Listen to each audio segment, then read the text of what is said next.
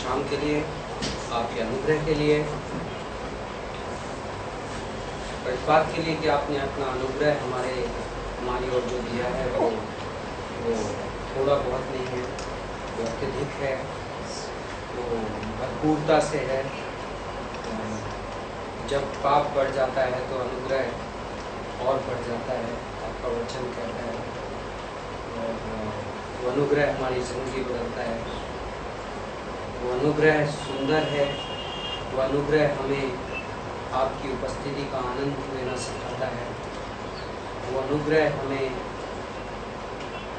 ग्रहण करना सिखाता है। वो अनुग्रह हमें जीतना सिखाता है। परमेश्वर, हमारी प्रार्थना है कि हम आज की इस क्लास में आपके वचन को, आपके चरित्र, आपके स्वरूप, आपकी ईश्वरीयता, इन सब के कॉन्टेक्स्ट में रखकर देख सकें। सच्चाई में आपका वचन जो कहना चाहता है हम उसे समझ सकें। हमारे दिलों को तैयार करो कि हमारी क्लास सिर्फ एकेडमिक ना हो, सिर्फ ज्ञान अर्जित करने वाली ना हो, बल्कि आपका जीवन हम ग्रहण करें। पूरी क्लास आपके हाथ में सौंपते हैं, सारे छात्र आपके हाथ में सौंपते हैं, और रास्ते में हमें आपके हाथ में सौंपते हैं। तब यीशु मसीह के नाम से मांगते हैं। Okay, so just to update our review first, हम फर्स्ट 2 क्लासेस का रिव्यू रिपीट करेंगे। यू हैव द फर्स्ट जो आई थिंक इनिशियल क्लास में कुछ क्वेश्चन दिए गए थे। फर्स्ट सेकंड क्लास में कोई क्वेश्चन दिया गया था, and then we think of some major चीज़ें जो हमने कवर की अब तक। रिव्यू होमवर्क दिया था मैंने कोई अभी तक? सबसे पहली क्लास में है कोई होमवर्क? रीडिंग असाइनमेंट अभी तक सेकंड क्लास में क्वेश्चन दिया था। हाँ, सेकंड क्लास में दिया। पॉल की लाइफ के 3 इम्पोर्टेंट पॉइंट्स जो उसके सोशल बैकग्राउंड के बारे में बताते हैं। पॉल के सामाजिक भूमिका के तौर पर एक्चुअली कॉन्टेक्स्ट है प्रेरितों का काम 21 और 22, जिसमें पॉल अपना परिचय देता है। उस परिचय के रूप में पॉल अपने सामाजिक भूमिका के बारे में क्या 3 बातें कहता है। That is a question. Okay, क्या 3 बातें कहता है? कोई बोल सकता है? क्या आंसर्स हैं? यूनानी, ज्यू, जिम्मेदारी है आपको। टार्सस का निवासी, बेसिकली दैट मींस यूनानी, बट अपने को आंसर में टार्सस का निवासी लिखना पड़ेगा। टार्सुस का निवासी, citizen of tarsus. Second was ज्यू, यहूदी हूँ। तीसरा क्या था? रोम का नाम, रोमी नाम। ये 3 इंट्रोडक्शन है जो पॉल देता है, और ये इंपॉर्टेंट है हमारी क्लास के कॉन्टेक्स्ट में। ओके, दूसरा क्वेश्चन था यहूदियों के 3 बिलीफ सिस्टम्स। यहूदियों के 3 मेजर कौमें यहूदियों की जो यीशु मसीह के जमाने में एक्टिव थी। फरीसी पहला, ओके, फरीसी। दूसरा कौन सा? सद्दूकी और एसेनी।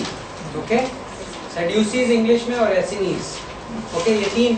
इस बार का आपका एग्जाम बहुत इजी होगा क्योंकि हम ये रिव्यू क्वेश्चन रिपीट करते रहेंगे, एंड आपको ये रिव्यू क्वेश्चन हार्ड में रखने। और कोई क्वेश्चन था उस दिन?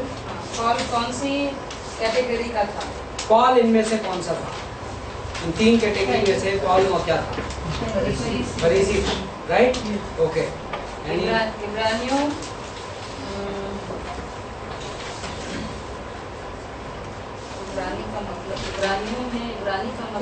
इब्रानी का मतलब क्या था? एजुकेटेड इन इब्रानी लैंग्वेज। इब्रानियों का इब्रानी, हिब्रू ऑफ हिब्रूज का मीनिंग क्या था? हस्बैंड वाइफ मिलकर रिव्यू बनाएंगे। एजुकेटेड इन इब्रानी लैंग्वेज। हाँ, यस, इब्रानी भाषा का ज्ञाता। ओके, एजुकेटेड इन हिब्रू लैंग्वेज। ओके, और कोई क्वेश्चन था? या फरीसी होना क्यों फक्र की बात है? फरीसी होना क्यों फक्र की बात? क्योंकि वो व्यवस्था का पालन करते थे। व्यवस्था के की ओर, व्यवस्था को जानने और पालन करने की ओर बहुत जलनशील थे। They were jealous towards knowing and obeying the law. Okay? और कोई क्वेश्चन है? Okay, now coming to some previous classes. कुछ questions review के लिए। पॉलुस अपनी चिट्ठियों में अपने परिचय के तौर पर अपने किस नाम का अक्सर प्रयोग करता है? Very easy question. Which of his names does Paul refer to when he introduces himself in his epistles? पौलुस अपनी पत्रियों में अपना परिचय देते हुए अपने किस नाम का प्रयोग करता है? पौल के दो नाम थे, राइट? पौलुस के दो नाम थे. कौन कौन से नाम थे? साउल और पौलुस. किस नाम का प्रयोग करता है वो चिट्ठियों के? पौलुस. Very simple, Paul. तो अक्सर क्या होता है? Paul an apostle of Jesus Christ. पौलुस यीशु मसीह का प्रेरित. So that is one question. Easy question, right? Bible college exams easy question. Okay. But इसमें साथ में एक और है इस क्वेश्चन से जुड़ा हुआ क्वेश्चन. इस नाम की क्या खासियत? पॉल के दो नाम थे, राइट? साउल और पौलुस. साउल नाम की क्या खासियत थी बाय द वे? साउल नाम किस लैंग्वेज का नाम? इब्रानी भाषा का. एंड पौलुस नाम किस रोमी. ओके. So it's interesting. मैंने कभी कहा नहीं उस क्लास के दौरान, बट ये इंटरेस्टिंग है कि पौलुस अपनी चिट्ठियों में जब अपने आप को इंट्रोड्यूस कर रहा है तो पौलुस अपने आप को रोमी पॉल करके इंट्रोड्यूस कर रहा है. उसके पास चॉइस थी, राइट? इवन यहूदियों के बीच में भी जो चिट्ठियां जा रही हैं, लेकिन नाम वो लिख रहा है पौलुस. आई थिंक बहुत रेलिवेंट है. पौलुस की विजडम थी. आई थिंक पौलुस के हिसाब से ये स्ट्रेटेजिक मूव था. जब एक्ट्स चैप्टर 13 में आप शाऊल से उसका नाम पौलुस में बदलते देखते हैं, राइट? ट्रांजिशन होता है. उसके पहले उसे शाऊल कहा जा रहा है और उसके बाद उसे पौलुस कहा जा रहा है. और ये वो केस नहीं है जो पुराने नियम में होते थे. जैसे याकूब को पहले याकूब कहा जाता था, बाद में इजराइल कहा जाता था. क्यों? क्योंकि मिडवे परमेश्वर ने उसका नाम बदल दिया. शाऊल के केस में ये नहीं था. उसके बचपन से दोनों नाम थे. ओके. पॉल नाम उसको कन्वर्जन पे नहीं मिला था.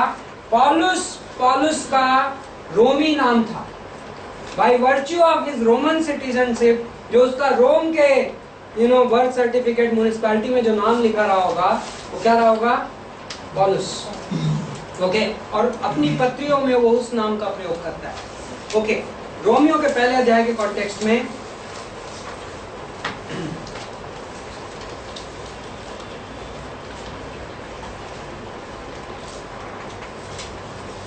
12वीं पंक्ति में पौलुस रोम जाना चाहता है. ओके. ये क्वेश्चन है. पौलुस रोम जाना चाहता है जिसके द्वारा रोम के कलीसिया के साथ साथ और किसको उन्नति मिलेगी? क्वेश्चन समझ में आ गया सबको? Paul wants to go to Rome. Who will be edified because of that along with the church in Rome? रोम के कलीसिया के अलावा और किसे आत्मिक उन्नति मिलेगी पॉल के निर्णय के द्वारा, पॉल की विजिट के द्वारा? एनीबॉडी? पॉल को, राइट? पौलुस को स्वयं. हम ये कुछ की क्वेश्चंस ले रहे हैं जिससे आप उन वर्सेस आपको याद रह सके इस बहाने. ओके. इस वर्ष में पॉल ये कह रहा है कि सिर्फ आपको उन्नति नहीं मिलेगी, मैं भी उन्नति पाऊंगा. Okay. These are the questions. अब ये क्वेश्चन के फॉर्म में पूछे जा सकते हैं एग्जाम में, मैच द कॉलम में पूछे जा सकते हैं, फिल इन द ब्लैंक में पूछे जा सकते हैं. वो मैं नेचर नहीं बताऊंगा उस क्वेश्चन का, बट बेसिकली ये क्वेश्चन. ओके. रोमियो का एक, अच्छा, इस क्लास के दौरान मैं आपको कुछ वर्सेस मेमोराइज करने को दे रहा हूं. सी एक्चुअली आप देखेंगे तो इस क्लास में पुराने नियम के इतिहास जितने हार्ड क्वेश्चंस नहीं रहेंगे, but still I do not want कि आप कैजुअल हो जाएं. ओके. सो मैं आपको बीच में कुछ वर्सेस दूंगा मेमोराइज करने के लिए, एंड वो आपका पर्सनल असाइनमेंट है, पर्सनल अकाउंटेबिलिटी. हम क्लास में खड़े होकर किसी को वर्स नहीं पूछेंगे कि आपने याद की कि नहीं की, बट ये स्ट्रांगली रिकमेंडेड है कि आप उन वर्सेस को मेमोराइज करें. डेफिनेटली वो जो वर्सेस मेमोराइज के लिए दी जाएंगी वो एग्जाम में किसी ना किसी फॉर्म में जरूर पूछी जाएंगी. ओके. सो चॉइस आपकी, अगर आप एग्जाम में आंसर देने के लिए मोस्ट प्रोबेबली आपको मेमोराइजेशन की जरूरत नहीं पड़ेगी, लेकिन आपको वर्ड्स पता होनी चाहिए. ओके, सो रोमियो का 1:17 वो वर्स है, रोमन्स 1:17 आपकी मेमोराइजेशन वर्स है। क्या बोलता है रोमियो का 1:17? परमेश्वर की धार्मिकता विश्वास के लिए प्रकट होती है, जैसा लिखा गया है कि विश्वास से धर्मी जन जीवित रहेगा। The righteousness of God is revealed from faith to faith. It is written that just shall live by faith. Right? आप इंग्लिश में चूज कर सकते हैं, हिंदी में चूज कर सकते हैं, I don't have any problem. But memorize the verse Romans 1:17. Romeo के 1:16 में पौलुस क्या कहता है कि मैं किससे नहीं लजाता? Yes, that's your question. Okay, review question. मैं पौलुस किससे नहीं लजाता? रोमियो के 1:16 में I am not ashamed of what? Right? So ये आपके review questions. Now moving into Romeo का 1:16. हमने देख लिया रोमियो के 1 में पौलुस का इंट्रोडक्टरी पार्ट कहाँ तक था? पहली 15 वर्सेस में पॉल अभिवादन कर रहा है। ओके, हाँ, मतलब टेक्निकली सी डिफरेंट ऑथर उस ट्रांजिशन को डिफरेंटली ले सकते हैं, बट ब्रॉडली स्पीकिंग उस रेंज में।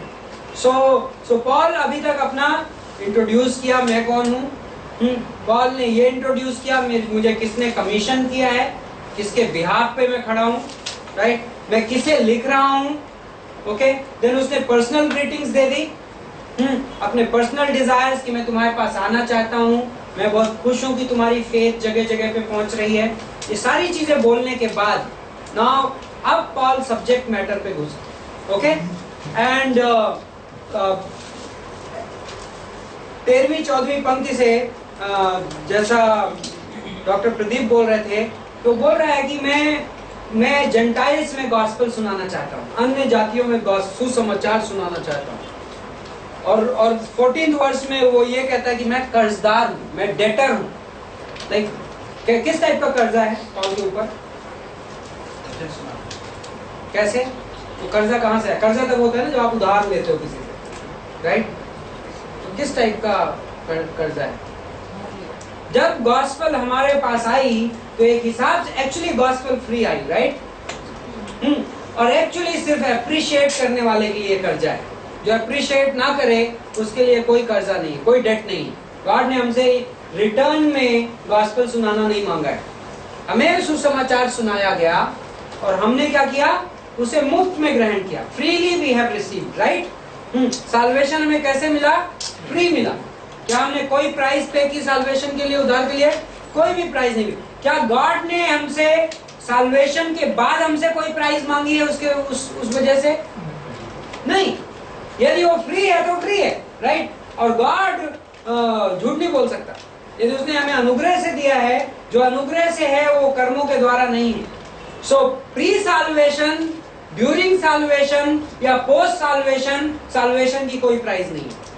उद्धार के पहले, उद्धार के दौरान, उद्धार के बाद उद्धार की कोई कीमत नहीं है। ओके, सो उस हिसाब से मैं कर्जदार नहीं हूं, लेकिन उसकी कीमत पहचानने में कि मैं कितना अद्भुत तोहफा ग्रहण किया हूं, उस कीमत पहचानने में परमेश्वर मुझे ये बर्डन दे सकता है कि, और ये नेचुरल है, ये नेचुरल आउटकम है। यदि मैं उस उद्धार की अहमियत को पहचानता हूं तो ये नेचुरल आउटकम है कि मैं ऑब्लिगेटेड फील करूंगा कि इस सुसमाचार को मैं किसी और को दे सकूं, क्योंकि ह्यूमन सेंस में कोई ना कोई मेरे पास ये संदेश लेकर आया है, राइट? ऑफ कोर्स उद्धार परमेश्वर का तोहफा है, लेकिन परमेश्वर ने किसी को इस्तेमाल किया मुझे ये उद्धार देने के लिए, उसका मुझे ऑब्लिगेशन फील हो सकता है, राइट? परमेश्वर की ओर एक हिसाब से ऑब्लिगेशन नहीं है, बट लोगों की ओर ऑब्लिगेशन है, बिकॉज किसी और ने मुझे लाकर दी तो मैं ऑब्लिगेटेड फील कर रहा हूं कि मैं किसी और को लाकर दूं। और पॉल अपना रीजन डिस्क्राइब करता है कि मैं क्यों कर्जदार फील करता हूं। ओके, 15 वर्ष में बोलता है कि मैं तैयार हूं, I am ready to preach the gospel. ये दूसरा भी बड़ा इंपॉर्टेंट प्रिंसिपल है, मैं तैयार, लाइक रेडीनेस, लाइक मैं ये रिलक्टेंटली नहीं कर रहा हूं, मैं प्रिपेयर्ड हूं, मैं प्रोएक्टिवली कर रहा हूँ। मेरे लिए सुसमाचार सुनाना सिर्फ मौका मिल गया तो वाली बात नहीं। सुसमाचार के लिए मैं योजना बनाता हूँ, मैं प्लान करके गॉस्पेल सुनाता हूँ। राइट नाउ वर्स 16 को हम टच करेंगे। क्योंकि मैं सुसमाचार से नहीं लजाता, I am not ashamed of the gospel. क्यों पॉल बोल रहा है ये बात? जिस शहर के लोगों को ये चिट्ठी लिख रहा है पॉल, ये शहर आलीशान शहर है,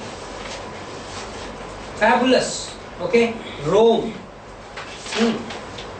ग्लोरियस रोम, महिमा वाला रोम, पिनाकल ऑफ पावर, चोटी है ताकत की, शक्ति की, ग्लैमर की, रिचनेस की, धन की, उस जमाने में।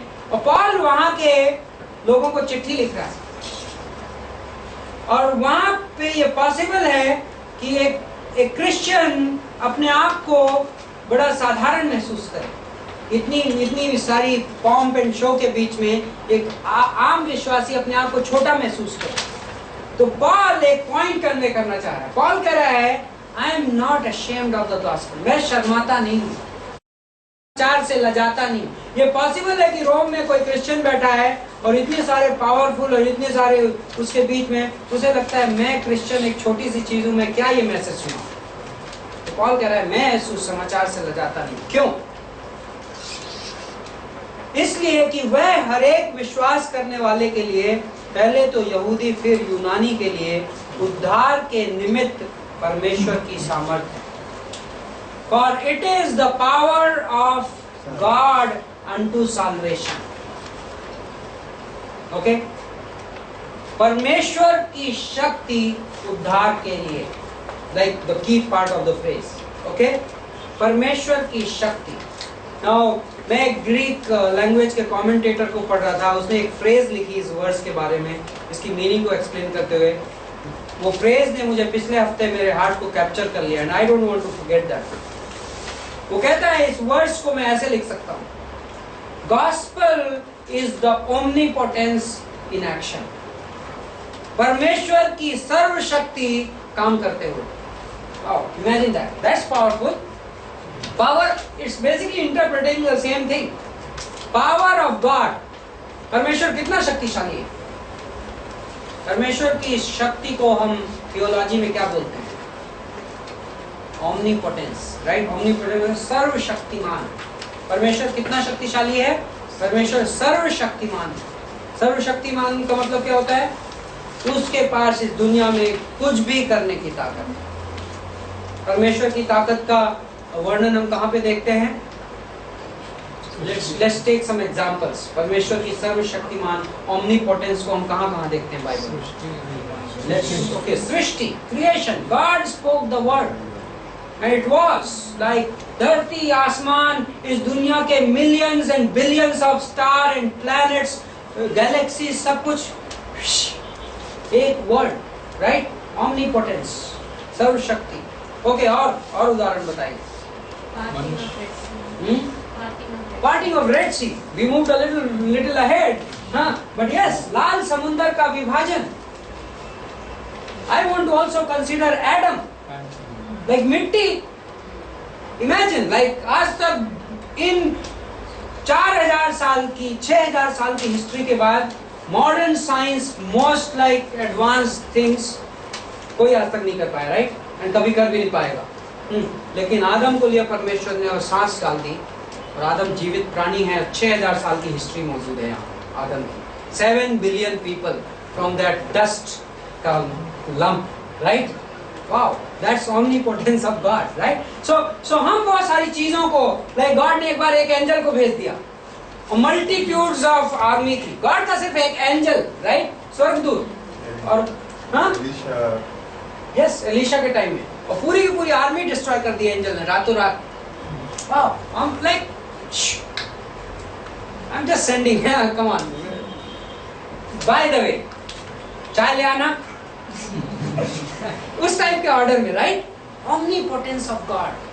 And then Paul says, I am not ashamed of this gospel. Romeo के लोग, तुम लोग पावर ओरिएंटेड हो, तुम लोग पावर की बात करते हो, रोम के पावर की बात करते हो? Let me tell you the real power, मैं असली शक्ति की बात बताता हूँ। Word here is dunamis, okay? Power के लिए जो ग्रीक वर्ड है डुनामिस है। डुनामिस पावर के लिए, बाय द वे आपने लव का इलस्ट्रेशन सुना होगा और मैं कहीं ना कहीं कवर करूंगा क्लास के दौरान। लव के ग्रीक लैंग्वेज में 4 वर्ड्स हैं, ओके?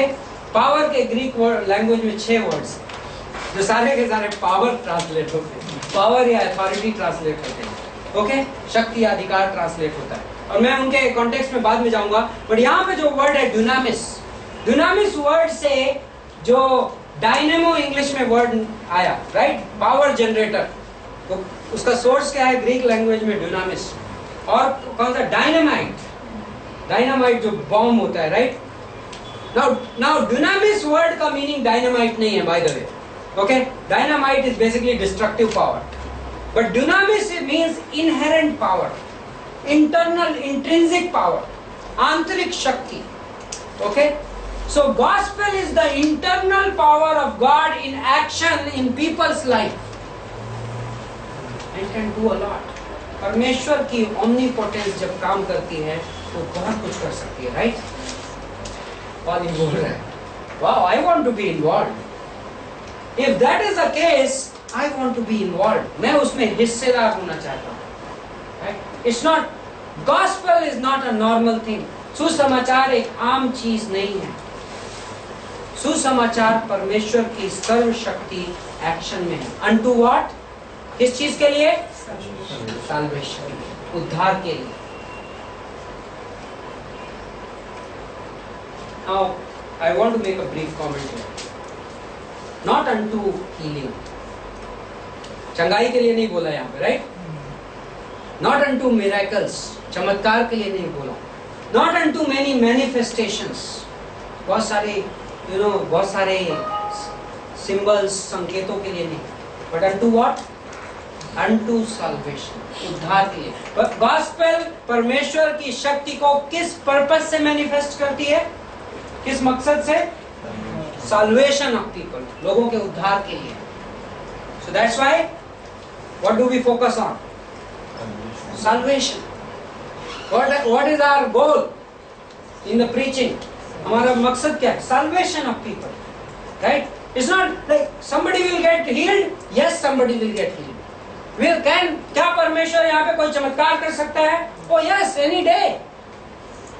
लेकिन what is my purpose? What I am targeting? I am targeting the salvation of souls.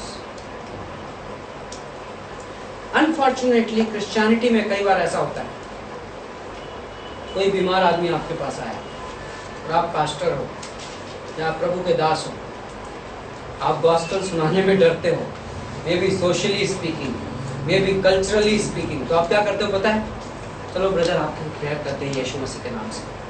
And of course there is no problem with that, प्रार्थना तो yes हमें करनी है, लेकिन I may be missing the point. मैं प्रभु का मुद्दा मिस कर सकता हूँ इस प्रोसेस में, क्योंकि प्रभु की शक्ति काम कर रही है unto salvation.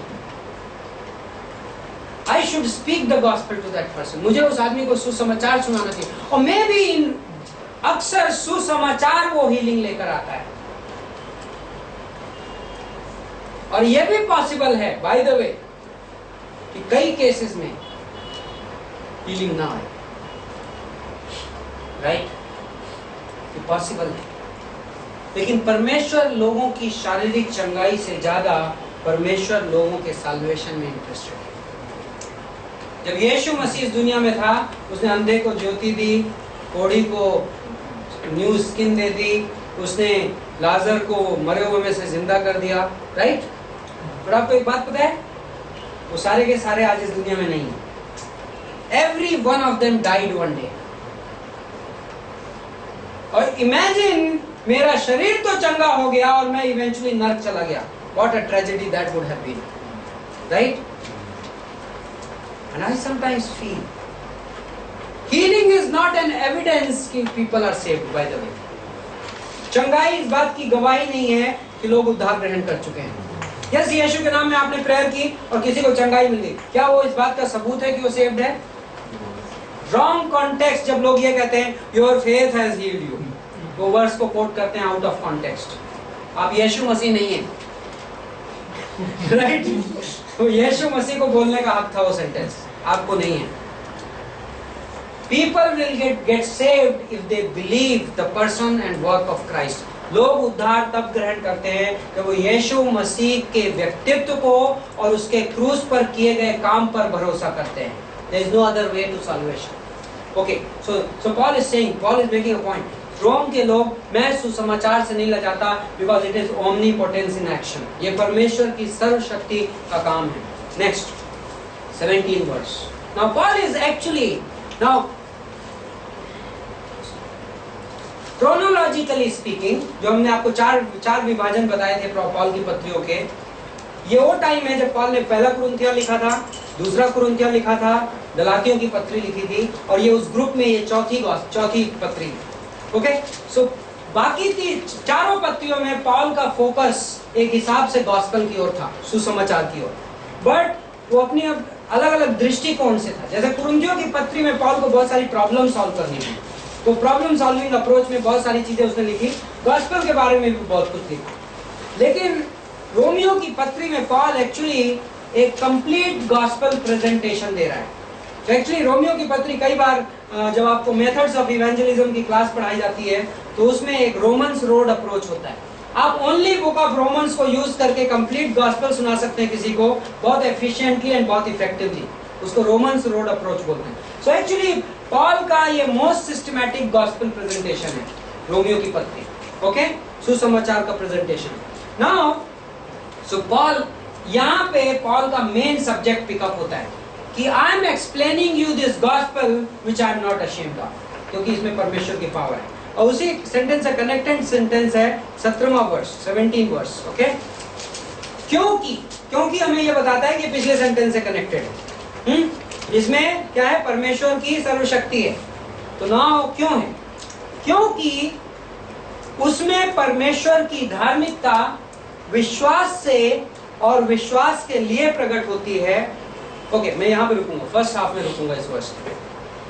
Righteousness of God is revealed from faith to faith in the gospel.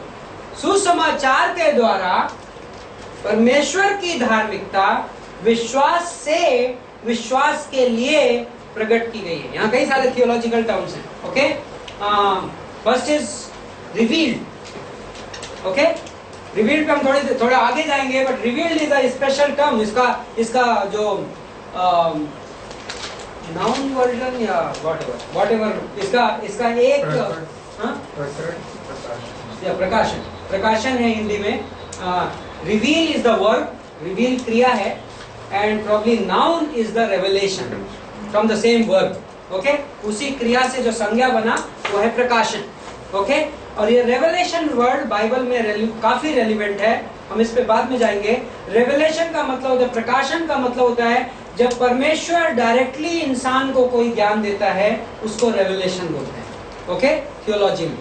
So I should write here so that I don't forget. There is also another word called illumination.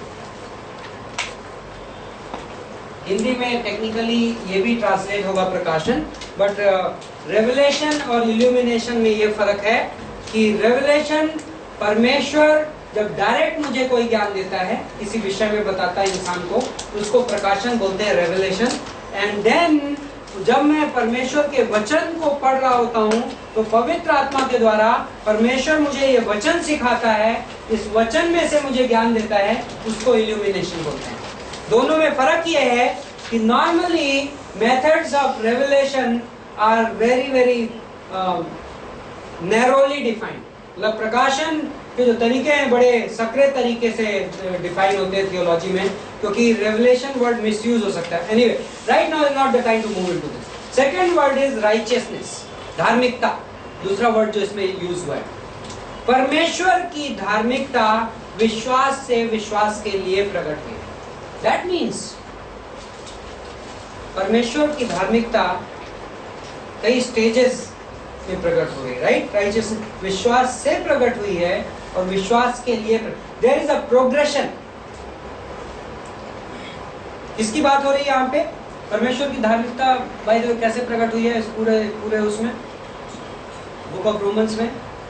Through our solvation, right, हमारे उद्धार के द्वारा। परमेश्वर की धार्मिकता इस gospel की वजह से, सुसमाचार की वजह से हमारे उद्धार में परमेश्वर की धार्मिकता प्रकट हुई है, ये कह रहा है पॉल। और ये पूरा एक्सप्लेन करेगा, पूरा का पूरा book of Romans basically is circling around this word righteousness. Romeo का 1:17 मैंने आपको मेमोरी के लिए कहा है आज, राइट। रोमियो का 1:17 इस बुक का सब्जेक्ट बोला जा सकता है, विषय। इस रोमियो की पत्री का विषय क्या है? धार्मिकता, राइचियसनेस ऑफ गॉड, परमेश्वर की धार्मिकता। नाउ धार्मिकता वर्ड का मीनिंग क्या होता है? धार्मिकता वर्ड का मीनिंग होता है परफेक्शन, संपूर्णता, ओके, टोटली राइट, मतलब पिनैकल ऑफ राइटनेस। अच्छा होता है कोई व्यक्ति, आदमी, कोई उससे अच्छा होता है, कोई बेहतर होता है, लेकिन सबसे अच्छा, लाइक सबसे अच्छा will be an under expression of righteousness. Okay, so righteousness means, now human sense में उसकी डेफिनेशन हम दूसरे तरीके से डिफाइन करेंगे, बट परमेश्वर के सेंस में धार्मिकता का मतलब परमेश्वर की जस्टिस, परमेश्वर की होलीनेस, परमेश्वर की पवित्रता, न्याय, परमेश्वर की सच्चाई। ओके, ये सारी चीजों का जो सेंटर है वो क्या है? Righteousness of God. ये धार्मिकता परमेश्वर का एक गुण है। जब हम एट्रीब्यूट्स ऑफ गॉड पढ़ते हैं बाइबल कॉलेज में, about 27-29 attributes of God, depending on कौन सा स्कॉलर आप प्रेफर कर रहे हैं। परमेश्वर के इन गुणों में से एक है, गुण है परमेश्वर की धार्मिकता।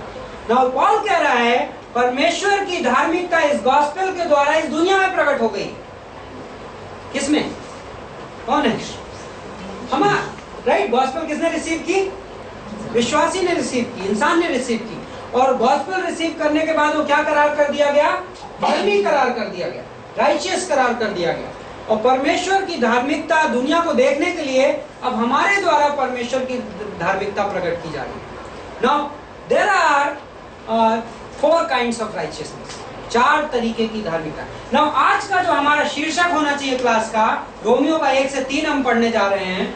और रोमियो के 1 से 3 में पॉल सबसे पहले डिफाइन कर रहा है नीड फॉर राइचियसनेस, धार्मिकता की जरूरत क्यों। ओके, रोमियो से केस प्रेजेंट कर रहा है कि इंसान को धार्मिकता की जरूरत है। Okay, so that is the first part of the class जो आज हम डील करेंगे। नेक्स्ट क्लास में पॉल हमें ये बताएगा चैप्टर 4 में कि धार्मिकता आती कैसे, धार्मिकता का जरिया। Okay, method of righteousness. 5, 6, 7, 8 में पौलुस बताएगा कि धार्मिकता के परिणाम क्या है। ओके, देन 9 से लेकर 15 में पॉल हमें धार्मिकता का डे टू डे एप्लीकेशन बताएगा। Okay, so this is the whole outline of the whole book. Need for righteousness, chapter 1 to 3, धार्मिकता की जरूरत। चैप्टर 4, धार्मिकता का जरिया। Okay, method of righteousness. Then chapter 5 to 8 क्या है? इफेक्ट्स ऑफ राइचियसनेस, परिणाम। ओके, एंड चैप्टर 9 to 15, 9 से 15 तक धार्मिकता का day to day application. Okay, so this is my outline, but मैं किसी बुक की आउटलाइन आपको पर्पसली नहीं दूंगा। कई बार आउटलाइंस कॉम्प्लिकेटेड हो जाती हैं। मेरा पर्पस ये है, after a certain amount of my Bible college I should broadly know किस चैप्टर में क्या है। Like one exercise you should always do, and good training, बहुत अच्छी ट्रेनिंग है। जब आप बाइबल के किसी चैप्टर का रेफरेंस सुनते हो, try to recollect in your mind what is there in that chapter. Okay, कहीं ओल्ड टेस्टामेंट रहने दीजिए, न्यू टेस्टामेंट रहने दीजिए, कहीं slowly, then you can even move to okay beginning में क्या है, एंड में क्या है, like that. So very good way. So outlines are very helpful for that. तो अभी हमने आपको रोमियो की पत्री ब्रीफली 4 पार्ट्स में डिवाइड कर दी, और आप यदि वो आउटलाइन याद रखेंगे फिर slowly then you can move to a more micro level. Okay, so first we are defining righteousness. 4 तरीके की धार्मिकता है। First is need for righteousness. Now let's see, पहला आदमी आदम और हवा के पास एक चीज थी जो आज इंसान के पास नहीं है। भगवान के सामने खड़े रहने। यस, और आपस में एक दूसरे के सामने खड़े रहने, right, rightly related with God, वो परमेश्वर के साथ सही तरीके से संबंधित थे। That is one of the definition of righteousness, being rightly related with God, परमेश्वर के साथ सही तरीके से संबंधित होना। नाउ आदम और हवा के बारे में बाइबल ये बोलता है, वे नंगे थे पर एक दूसरे से लजाते नहीं थे, राइट, उत्पत्ति के 2 में, they were naked yet not ashamed। But तीसरे अध्याय में जब उन्होंने फल खाया तो क्या हुआ? फर्स्ट थिंग उन्होंने क्या किया? कपड़े बनाए, right, suddenly they were ashamed। उनको ये समझ में आ गया कि वो नंगे हैं। तो फिजिकली स्पीकिंग, शारीरिक तौर पे ऐसा क्या था कि आदम और हवा एक दूसरे को शेम लायक नहीं दिखते थे। बहुत स्कॉलर ये मानते हैं कि उनके शरीर में रोशनी के कपड़े थे। They were clothed with light, glory, like in future, भविष्य में जब हम स्वर्ग में जाएंगे, परमेश्वर के राज्य में होंगे, we will have clothes of glory। प्रकाशित वाक्य की किताब में यीशु मसीह बोलता है, मैं तुम्हें सफेद कपड़े पहनाऊंगा। Now सफेद may not be rain white, okay, या सर्फ अल्ट्रा, सफेद में भी गारमेंट्स ऑफ ग्लोरी, महिमा के कपड़े। लाइक आप महिमा देखोगे, आप उस महिमा के अंदर क्या है वो नहीं देख पाओगे, इतनी महिमा होगी। पहला कुरिन्थियों 15 में पौलुस बोलता है, मरो हुओं का जीवित किया जाना उसके जैसा है कि कोई सितारे के जैसे और चांद के जैसे, right, different levels of glory. तो आदम और हवा के पास एक कपड़े थे। मैं ये पॉइंट ये कह रहा हूं, हम कपड़ों की कहानी बात कर रहे हैं थोड़ी देर। आदम और हवा के पास फॉल के पहले कपड़े थे। The moment they lost it, they wanted to replace it, right? So उन्होंने इंसानी कपड़े बुनना चालू कर दिया, right? Now गॉड ने क्या किया? परमेश्वर जब आया, सब कुछ एड्रेस करने के बाद, सारे कन्वर्सेशन के बाद, उत्पत्ति के 3:21 में परमेश्वर ने क्या किया? परमेश्वर ने भी उन्हें कपड़े पहनाए। Now there is a tremendous principle there जो कि पूरी ह्यूमन हिस्ट्री में रिपीट हो रहा है। पूरी ह्यूमन हिस्ट्री में 2 तरीके के इंसान हैं। कुछ लोग अंजीर के पत्तों के कपड़े पहने हुए हैं और कुछ लोग परमेश्वर द्वारा दिए गए जानवर की चमड़ी के कपड़े पहने हुए हैं। Some people are wearing the fig leaves and some people are wearing the what? Coats of skin of animals. Okay, that's a tremendous principle. That's the difference between religion and righteousness. धर्म और धार्मिकता दोनों बड़े deceptively similar words हैं, right? यदि आप Hindi language में word try करो तो आप बहुत इजीली कंफ्यूज हो सकते हो। धार्मिक और धर्मी, religious and righteous, right? Fig leaves represent my religion, मेरा धर्म, मेरे खुद का सिला हुआ है। While coats of skin represent something which has been given to me by God, जो चीज मुझे परमेश्वर द्वारा दी गई है, ये कपड़े। Now look at another principle. इज़ीकियल 34 पूरा का पूरा पुराना नियम, निर्गमन की किताब, लय व्यवस्था की किताब। पता है महायाजक जब मंदिर के अंदर जाता था, या याजक मंदिर के अंदर जाता था, उसको पता है कौन सा कपड़ा पहनना अलाउड था? ध्यान है? Linen garments. इज़ीकियल 34 में बोलता है कि तुम जब अंदर आना तो लिनन को हिंदी में क्या बोलते हैं? मलमल। ओके, मलमल के कपड़े पहन के आना, ऊन के मत पहन के आना, right? Same principle bye the वे। ऊन के कपड़े पहन के आना अलाउड नहीं है, मलमल के कपड़े पहन के आना। लैब व्यवस्था 16, okay, day of atonement, Leviticus 16, okay, आप पूरा चैप्टर पढ़िएगा, लंबा चैप्टर है। उसमें यहाँ पे ये लिखा है, याजक को बोला जब तू अंदर आना, पहले अपने पूरे शरीर को धोना, शुद्ध करना, और फिर मलमल के कपड़े पहनना, और फिर मेरे अंदर आना, मेरी उपस्थिति में। गॉड बोल रहे हैं। और उसके बाद बोलता है जब तू बाहर जाना तो मलमल वाले उतार देना और अपने ओरिजिनल कपड़े पहनना, तब लोगों के सामने जाना। Wow, interesting principle. You cannot come to God without the garments which have been given by Him. आप परमेश्वर की उपस्थिति में उसके द्वारा दिए गए कपड़ों के सिवा कोई और कपड़ा पहन के नहीं आ सकते. आप परमेश्वर के लिए कबूल नहीं हो. कैन और हाबिल में हाबिल कबूल हुआ और कैन कबूल नहीं हुआ. उसका रीजन ये नहीं था कि गॉड को मीट पसंद है और वेजिटेरियन पसंद नहीं है. ओके.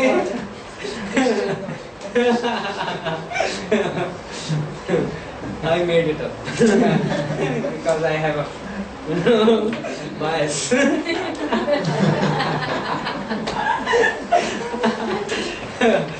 Okay, so Bible कहता है हाबिल और उसकी भेंट कबूल हुई और कैन और उसकी भेंट कबूल नहीं हुई. पहले कैन का कबूल होना जरूरी था, तब भेंट कबूल होती. Right? So that's it. So now 4 kinds of righteousness. ये background information थी धार्मिकता के बारे में. एक चीज मास्टर, वो एक्चुअली इसमें लिखा है प्रोड्यूस ऑफ द ग्राउंड. वो हो सकता है कीड़े मकोड़े को भी उठा के दिया हो खाए के. Yeah, possible. Yeah, along with that गुण भी, गेहूं के साथ गुण भी पिसता है. Okay, yeah, good. So four types of righteousness. जो हम रेफरेंसेस कपड़ों के कॉन्टेक्स्ट में एक दो और रेफरेंसेस आप देख सकते हैं. Joshua chapter 3. Joshua the high priest, महायाजक के कपड़ों में. जकरिया चैप्टर 3, जकरिया 3 अध्याय. ओके. जोशुआ यहोशू महायाजक गॉड के टेंपल के अंदर खड़ा है. वहाँ पिता है और प्रभु यीशु मसीह है. वहाँ बोलता है यहोशू के कपड़े गंदे थे और शैतान उस पर इल्जाम लगा रहा था. परमेश्वर ने क्या किया पता है? फटाक से न्यू क्लोथ्स, नए कपड़े. गुमराह पुत्र वापस लौटा. लूका 15 में पिता किसको रिप्रेजेंट करता है? परमेश्वर को. गुमराह पुत्र किसको रिप्रेजेंट करता है? हमको, प्रोडिगल सन. राइट. फर्स्ट किंग फादर ने क्या किया? ब्रिंग न्यू क्लोथ्स, नए कपड़े. राइट. सो नया कपड़ा साल्वेशन रिप्रेजेंट करता है. आइज़ाया 61:2, यशाया 61:10 हमें कौन से गारमेंट्स पहनाए गए हैं? गारमेंट्स ऑफ साल्वेशन, उद्धार के कपड़े पहनाए गए हैं. Same concept that clothes represent, we have been clothed with the righteousness. हमें धार्मिकता के कपड़े पहनाए गए हैं. उद्धार के द्वारा हमें धार्मिकता के कपड़े पहनाए गए हैं. ओके. धार्मिकता हमें कवर करती है. लाइक एडम और ईव को गारमेंट्स ऑफ ग्लोरी कवर करते थे. You can not pass through. अंदर वाला रिलेवेंट नहीं रह जाता है, बाहर वाला रिलेवेंट हो जाता है. ओके. सो नाउ 4 तरीके की धार्मिकता. Just to refer, righteousness word इन चारों में से किसी कॉन्टेक्स्ट में यूज हो सकता है, बाइबल में ही. ओके. और यदि मैं राइचियसनेस को इन चारों तरीके से डिफाइन करना सीखूंगा तो मैं करेक्ट राइचियसनेस इंटरप्रेट करूंगा, क्योंकि मैं उनको आइडेंटिफाई करना जानता हूँ. नंबर 1 कौन सा है? Religious righteousness. मैं रॉन्ग राइचियसनेस पहले बोल रहा हूँ. ओके. रिलीजियस राइचियसनेस, धार्मिकता. I gave you fig leaves, which is my other. Okay. Isaiah 64:6, यशाया 64:6. Isaiah 64:6. You can open it if you want to read that verse.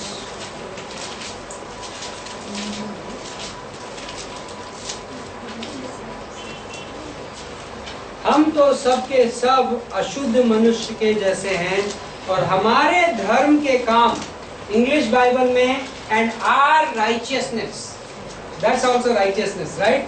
हमारे कौन से काम? धर्म के काम. That is a religious righteousness. सबके सब मैले चिथड़ों के समान हैं.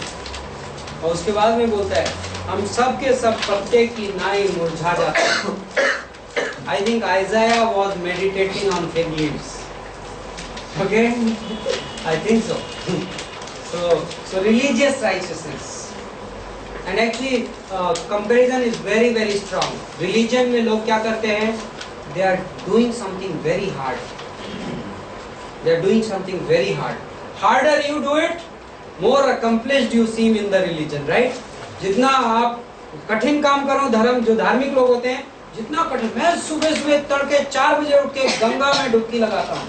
वाह. हम गीजर है कि नहीं वहाँ पे? Right? So how do you do it? Now my question to Adam and Eve is, मेरा आदम और हवा से सवाल है, आपको इतने बड़े आदम के बगीचे में आपको सिर्फ अंजीर के पत्ते मिले? Interesting, right? If you know stitching, ladies may know, यदि आप फिग लीफ जितने कपड़े के पीसेस काटे और फिर उनको सिलाई में बहुत मेहनत लगेगी, right? बट इतने बड़े गार्डन ऑफ ईडन में बहुत टाइप के पत्ते थे, right? But religion is tempted to do the harder thing because it pleases you, right? वो आपको खुशी देता है, नॉट कि गॉड को खुशी देता है. And that's like the mango, पत्ते मुरझा जाते हैं. Next thing is how often will you do it? Like यदि आप फिग लीव्स के कपड़े पहनेंगे तो आपको कितने बार सिलाई मारनी पड़ेगी? New clothes every day. But with a very very hard, पत्ते तो मुरझा जाते हैं.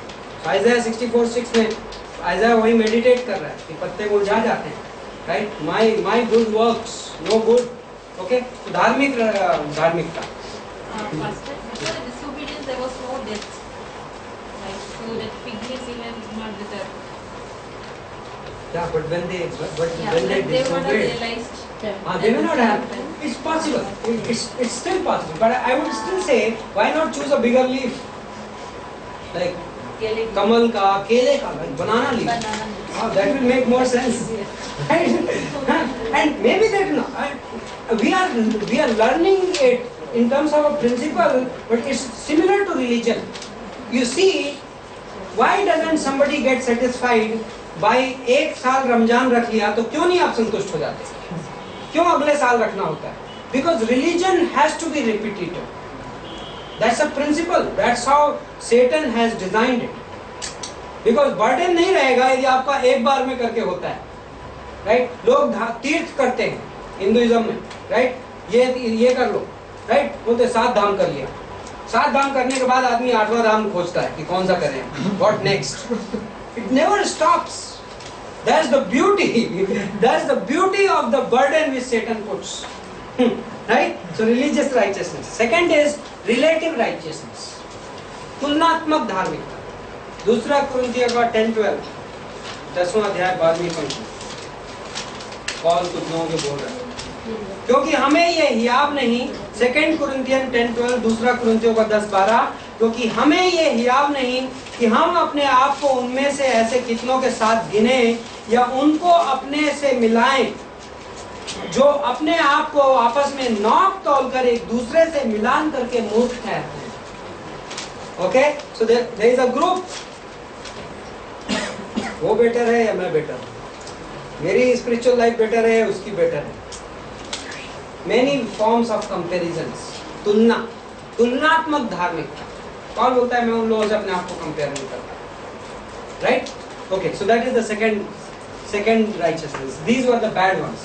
Now third one is called theology में imputed righteousness. Imputed. हिंदी में मैं बोलता हूँ उसको थोपी गई धार्मिकता या रोपित की गई धार्मिकता.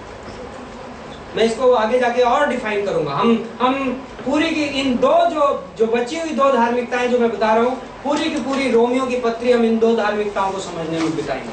तो अभी मैं क्विक डेफिनेशन दूंगा, आगे बढ़ूंगा और आगे हम इन सिद्धांतों को आगे बढ़ाएंगे. ओके, सो इम्प्यूटेड राइचियसनेस, रोपित की गई धार्मिकता, और इसका मतलब होता है कि ये एक लीगल इम्प्लांटेशन है. ओके, इस लीगल वर्ड बोल सकते हैं आप, इसको बोल सकते हैं आप. डॉक्टर्स क्या करते हैं? बॉडी के एक पार्ट को लेते हैं और उसको रिप्लेस कर देते हैं थ्रू अ ट्रांसप्लांटेशन. राइट? सो ये लीगल वर्ड है. राइचियसनेस मुझ में ऑपरेट करके मुझ में जोड़ दी गई. परमेश्वर की धार्मिकता मुझ में इम्प्लांट कर दी गई, मुझ में थोप दी गई, मुझ में लीगली कानूनी तौर पे मेरे साथ जोड़ दी गई. Right? So that is a legal term. Now imputation, कोई बोलेगा अरे ये तो इलीगल है. मेरे जैसा पापी को परमेश्वर धार्मिकता ट्रांसप्लांट कर दे, यही इलीगल काम हो गया. Right? So yes, that logically that is correct. So in the study of imputations, we say इस दुनिया के इतिहास में spiritually speaking 3 imputations हुए. Imputed righteousness की स्टडी में पहला imputation, पहला रोपित हुआ आदम के पाप इंसानी जाति को इंप्यूट कर दिए गए, right? Who sinned? Adam sinned. Actually, Adam was the only one, Adam and Eve were the only ones who became sinner by sinning. Imagine, आदम और हवा इकलौते वो लोग थे जो पाप करने की वजह से पापी हुए। बाकी इस दुनिया के सारे इंसान पाप करने के पहले पापी घोषित कर दिए गए, राइट? सो आदम के पाप इस इंसानी रेस पर इंप्यूट किए गए। That was the first imputation. Okay, second imputation, दुनिया के सारे इंसानों के पाप यीशु मसीह पे इंप्यूट कर दिए गए। ओके, दूसरा कुरिन्थियों का 5:21, वह हमारे लिए पाप बना जिससे कि मसीह में हम उसकी धार्मिकता बन गए, राइट? हमारे पाप by operation, by spiritual operation सूली के ऊपर यीशु मसीह पे इंप्यूट कर दिए गए। And this third imputation is कि जब हम विश्वास करते हैं उस वक्त परमेश्वर अपने पुत्र यीशु मसीह की धार्मिकता हमारे ऊपर इंप्यूट करता है। ये इंपॉर्टेंट है समझना। हम इस पे बार बार आगे जाके बात करेंगे और हम इस कॉन्सेप्ट को और एक्सप्रेस करेंगे, बट ये जरूरी, this is a divine operation, परमेश्वर द्वारा किया गया ट्रांसप्लांटेशन है ये। आप कहोगे मैं इसके योग्य नहीं हूं, फर्क नहीं पड़ता, यीशु मसीह भी आपके पापों के योग्य नहीं था, right? But this is a divine operation. Fourth is called imparted righteousness. Imparted, प्रदान की गई धार्मिकता। ओके, इम्पार्टेड राइचियसनेस, प्रदान की गई धार्मिकता, ये क्या होती है? अब मैं इस वर्ष पे आपको वापस आता हूं, रोमियो का 1:17।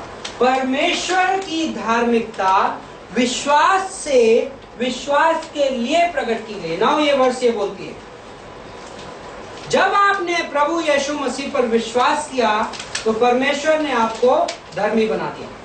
परमेश्वर की धार्मिकता आप में इम्प्लांट कर दी गई, इंप्यूट कर दी गई। ओके, आप पे थोप दी गई। नाउ आप धर्मी हैं। मे भी आपकी लाइफ पूरी तरीके से धर्मी लगे ना लगे, परमेश्वर आपको सनी के कपड़ों में देखता है। आपने मलमल के कपड़े पहन लिए, स्पिरिचुअली स्पीकिंग, बट नाउ आपके कपड़े, आप इस दुनिया में रहते हैं, आपके मलमल के कपड़ों में दाग लग जाएगा। आप टेंपल के अंदर नहीं रहते, आप टेंपल के बाहर रहते हैं, तो आपके मलमल के कपड़ों में दाग लग जाएगा, तो आप जोशुआ द हाई प्रीस्ट बन जाओगे एक दिन, राइट? जकरिया 3 में कि आपके कपड़े मैले हो गए। परमेश्वर क्या करता है? परमेश्वर ने आपके की धार्मिकता को फ्रेश करने का, आपकी धार्मिकता के मैनिफेस्टेशन को, आपके धार्मिकता के प्रगटीकरण को बढ़ाने का इंतजाम किया है। वो कौन सी धार्मिकता है? Imparted righteousness. वो धार्मिकता जो परमेश्वर आपको दिन प्रतिदिन प्रदान करता है, जिसमें आप ग्रो करते हो, जिसमें आप बढ़ते हो, और जिसके द्वारा आप परमेश्वर के मैनिफेस्टेशन में ग्रो करते हो। कैसे मिलती है आपको?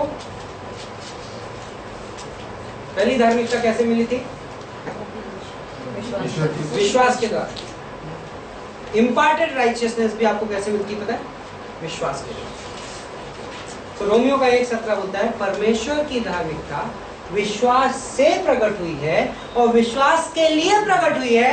मतलब धर्मी बनाए जाने के बाद आप परमेश्वर पर और विश्वास करें, आप वचन सुने और आप फिर वचन में परमेश्वर पर और विश्वास करें और आप उस वचन को ग्रहण करें, और चूंकि आप विश्वास करते हैं इसलिए आप परमेश्वर की फिर आज्ञा मानते हैं, फिर आप और विश्वास करते हैं, और इस तरीके से आप क्या करते हैं? परमेश्वर की धार्मिकता प्रतिदिन आप ग्रहण कर रहे हैं।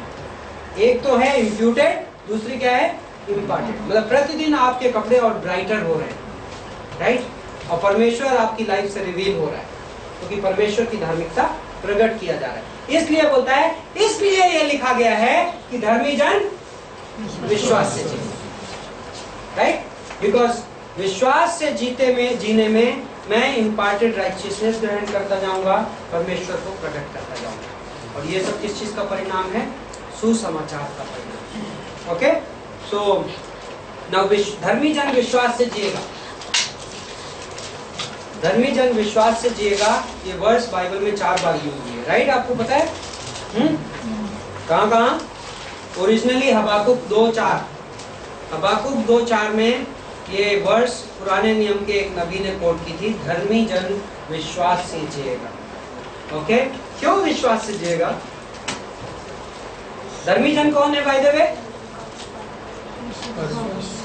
हम सब, राइट? विश्वासी। तो धर्मी जन का मेन रिसोर्स क्या है?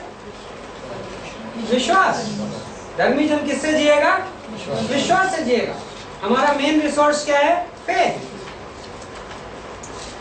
क्यों? फेथ किस चीज से कनेक्टेड है? फेथ किस चीज का व्हीकल है बाइबल में, नए नियम में? परमेश्वर के अनुग्रह का। विश्वास के द्वारा मैं क्या करता हूं? अनुग्रह ग्रहण करता हूं। मुझे मेरी जिंदगी कैसे जीनी है?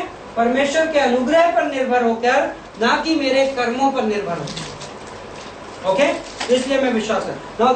तीन बार ये नए नियम में कोट हुई है ये वर्ष, जस्ट फॉर योर रेफरेंस। पहली बार यहाँ पे कोट हुई है रोमियो की पत्री में, और रोमियो की पत्री का विषय क्या है पता है आपको? धार्मिकता, तो धर्मी जन। ओके, दूसरी बार ये कोट हुई है, इनफैक्ट पहली बार क्रोनोलॉजिकली गलातियों की किताब में। गलातियों की किताब में किसी को वर्ष पता है? 3:11।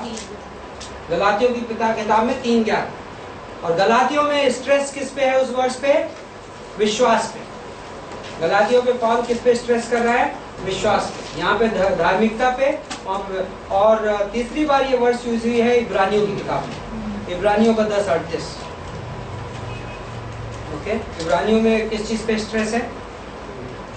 फेथ, विश्वास, राइट? सो इस वर्ष में 3 कंपोनेंट हैं और 3 डिफरेंट ओकेजन्स पे यूज हुई है, 3 डिफरेंट स्ट्रेसेस के साथ। यहाँ पे पॉल स्ट्रेस कर रहा है धर्मी पे, इब्रानियों का लेखक इब्रानियों में इसी वर्ष पे स्ट्रेस कर रहा है फेथ पे, right?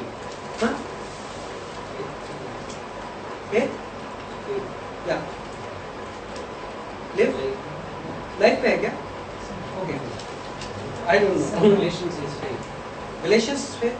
Okay, maybe. Let's confirm that next time. So anyway, the 3 books have 3 different stresses.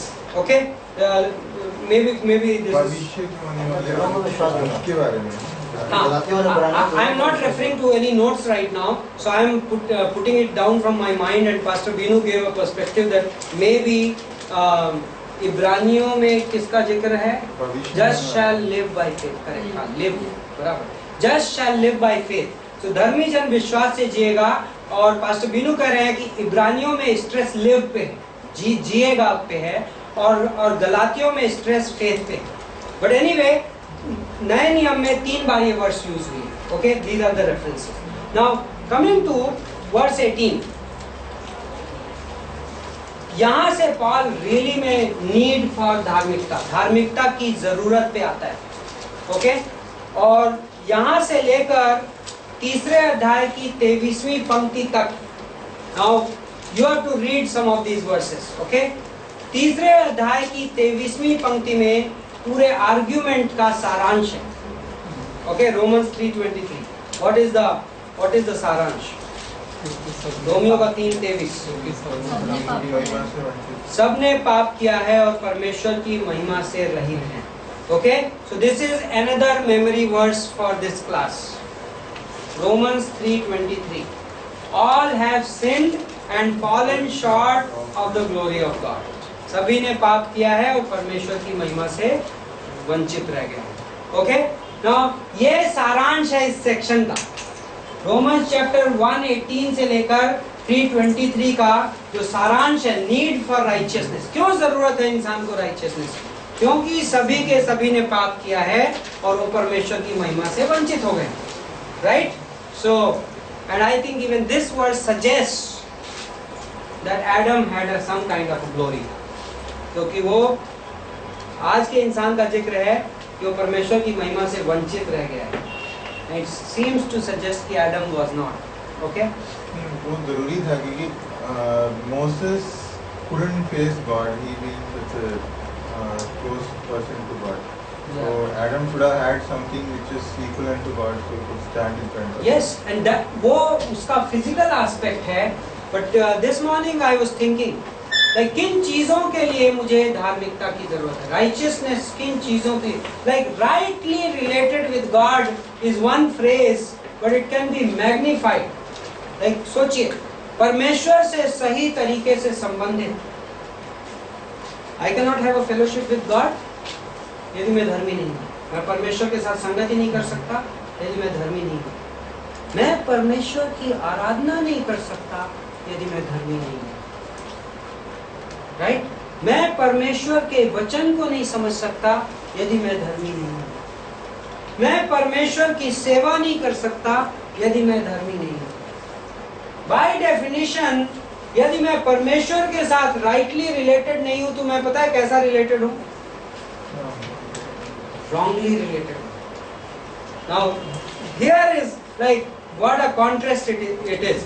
17वीं पंक्ति में पॉल ने कहा कि परमेश्वर की धार्मिकता प्रकट हुई है और 18वीं पंक्ति में ये बोलता है परमेश्वर का क्रोध प्रकट हुआ है.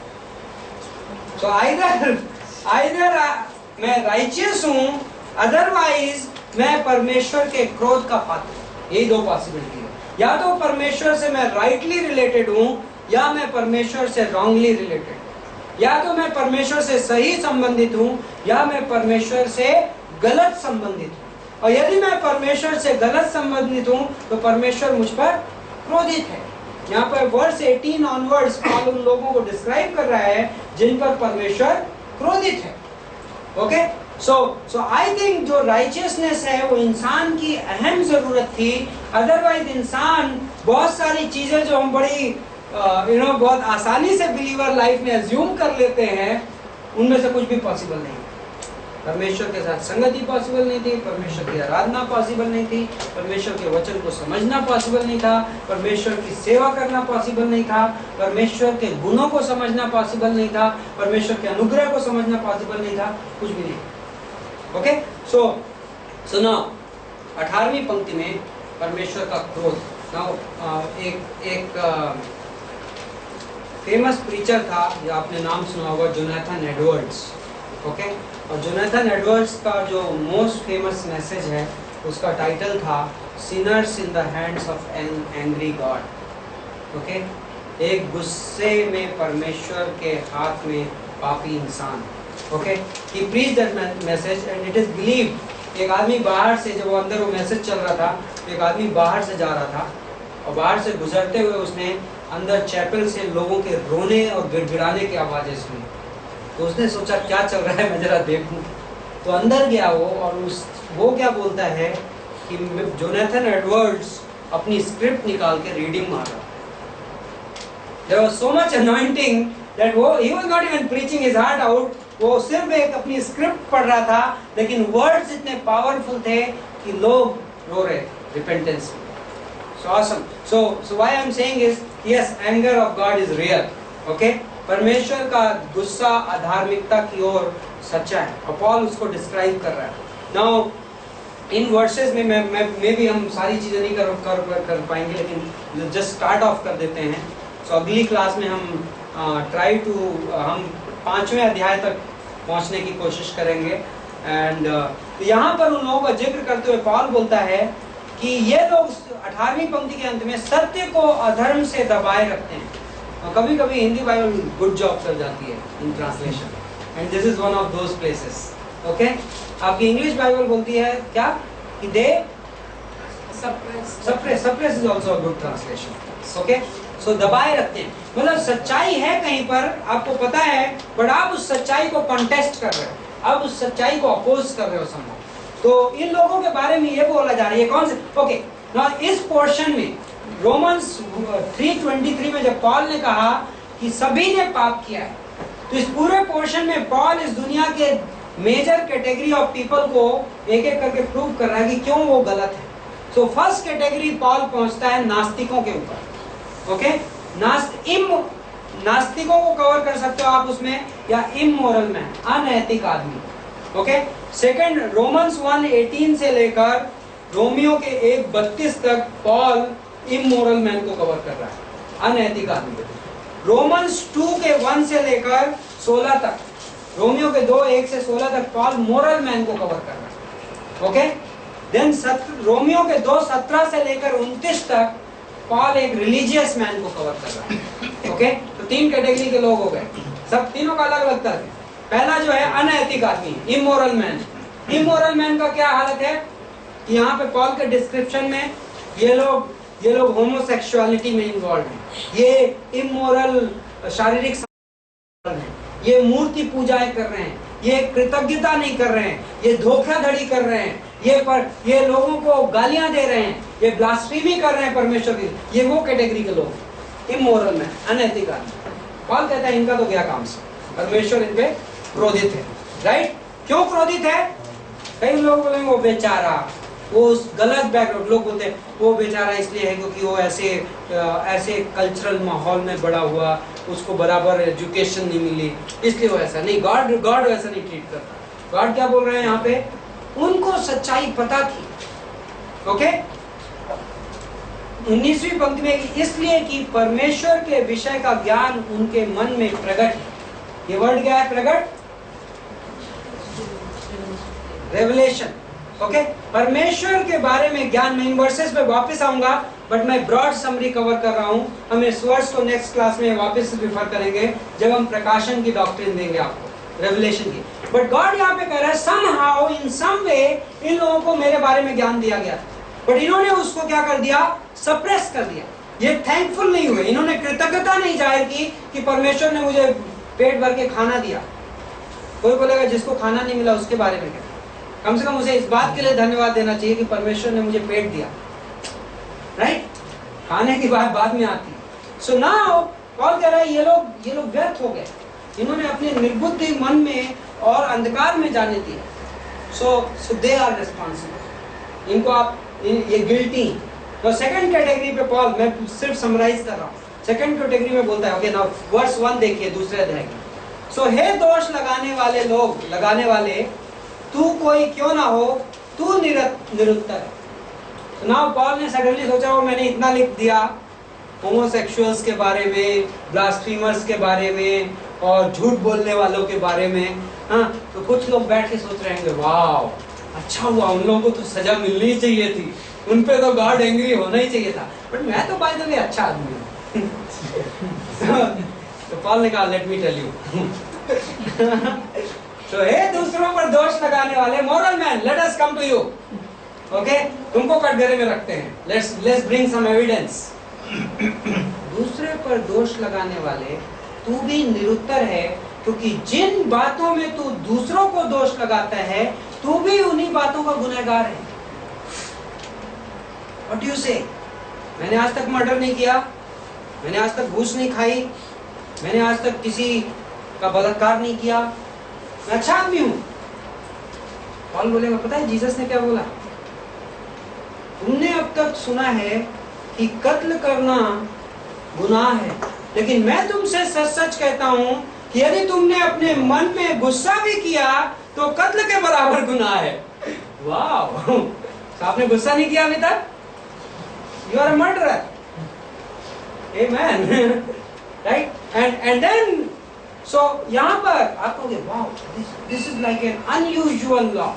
परमेश्वर की ओर से एक अनोखा सा नियम है, लेकिन ये परमेश्वर की ओर से। परमेश्वर, मत्ती के 7 में भी यीशु मसीह ने कहा 1 और 2 में कि जिस मात्रा में तुम दूसरे को नापोगे उस मात्रा में तुम्हारे लिए नापा जाएगा। और तुम दूसरे की आंख के तिनकों को देखते हो और अपनी आंख के लट्ठे को नहीं देखते। बाय द वे, लट्ठा तो किसी की आंख में जा ही नहीं सकता।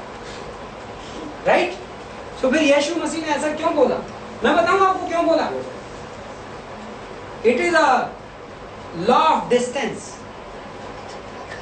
लॉ ऑफ डिस्टेंस ये बोलता है कि यदि मैं ये कॉइन लूं और इस कॉइन को मैं यहां रख दूं तो आपकी नजर को इससे कोई फर्क नहीं पड़ता, लेकिन यदि इसी कॉइन को लेके मैं यहां पे रख दूं तो मेरी नजर को फर्क पड़ता है। राइट, सो जब ये तिनका यहां तक पहुंच जाता है तो ये लट्ठा बन जाता है। सो कोई और बलात्कार करे तो उससे शायद मुझे फर्क ना पड़ेगा, लेकिन यदि मैं मानसिक तौर पर किसी को गलत नजर से देखूं तो उससे मुझे फर्क पड़ेगा। राइट? आप समझ रहे हैं? सो यीशु मसीह यही कह रहा है कि दूसरा क्या करता है मैं उसे तुम्हारे लिए नहीं नापूंगा, लेकिन तुम जो इल्जाम लगा रहे हो दूसरे पे, तुम भी उन्हीं चीजों, वहां पे जो की फ्रेज है उन्हीं चीजों है, प्लूरल टेंस। क्यों पता है? यहां पर एक्ट्स ऑफ सिन की बात नहीं हो रही है, यहां लॉ की बात हो रही है। याकूब का 2:10 बोलता है कि यदि तुमने व्यवस्था को एक जगह पे तोड़ दिया तो तुम पूरी व्यवस्था के गुनहगार ठहरे। So that means यदि आपने व्यवस्था को एक जगह तोड़ा या 5 जगह तोड़ा, आप दोनों गिल्टी हैं। तो कोई आदमी बोलेगा I am a good man, और उसको कॉल कर रहे नो यू आर गिल्टी, आप गुनहगार। And then comes the third category, तीसरे कैटेगरी में यहूदी लोग बैठे थे वहां पे। उन्होंने कहा ये लोग तो रोमी लोग हैं, पॉल रोमियो के बारे में लिख रहा है, ये रोमी लोग ऐसे ही हैं, ये लोग परमेश्वर को नहीं मानते, ये ऐसे हैं, ये वैसे हैं, और ये नैतिक आदमी भी खराब है क्योंकि ये आज तक मंदिर नहीं गया। हाँ, और ये कहेंगे हमने तो खतना कराया है। पॉल इन पे आ जाता है। ओके, तो तुम खतना वाले, जो तुम खतना होते हुए भी परमेश्वर की व्यवस्थाओं को नहीं मानते हो, तुम सोचते हो बिकॉज व्यवस्था तुम्हारे पास है इसलिए परमेश्वर तुम्हें कबूल कर लेगा, लेकिन व्यवस्था का पास होने वाला परमेश्वर को कबूल नहीं है, व्यवस्था का करने वाला परमेश्वर को कबूल है। और खतना जो है वो शरीर का खतना किसी काम का नहीं है, जो असली खतना है वो कहां का है? दिल का खतना है। वाओ, तीसरा विकेट डाउन।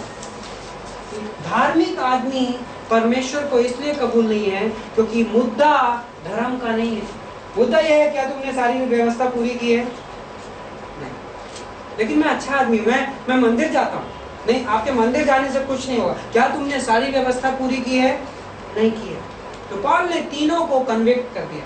पॉल ने कहा, इसलिए सारांश में ब्रॉडली स्पीकिंग रोमियो के 3:23 में समराइज करके पॉल कहता है कि सभी ने पाप किया है और सभी परमेश्वर की महिमा से वंचित रहे। सभी को परमेश्वर की धार्मिकता की डेस्परेट आवश्यकता है, डेस्परेट आवश्यकता है। उसके बिना आप परमेश्वर के सामने खड़े नहीं हो सकते। लिनन गारमेंट्स चाहिए, और हम में से सबके गारमेंट्स कैसे हैं?